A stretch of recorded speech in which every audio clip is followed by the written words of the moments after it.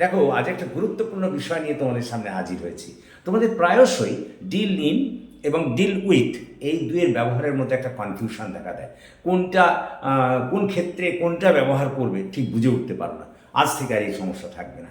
দেখো, এই deal in যখন কোনো কেউ কোনো কিছু কেনা বেচা অথবা ব্যবসায়িক কর্মে লিপ্ত হবে, তখন সেখানে ডিল ইন ব্যবহার করা হবে। যেমন মনে করো, he deals in stationery goods, মানে সে স্টেশনারি দ্রব্য নিয়ে ব্যবসা করে, ওই জন্য আমরা এখানে ডিল ইন ব্যবহার করেছি। আর ডিল উইথের ক্ষেত্রে বলি, যখন কেউ কোনো অবস্থাকে কন্ট্রোল বা কোনো অবস্থাকে নিয়ন্ত্রণ করতে চায় বা কোনো ব্যক্তিকে নিয়ন্ত্রণ করতে চায়, তার সঙ্গে আচার আচরণ করতে চায়, তার সেক্ষেত্রে কিন্তু এই ডিল উইথ ব্যবহার করা হবে।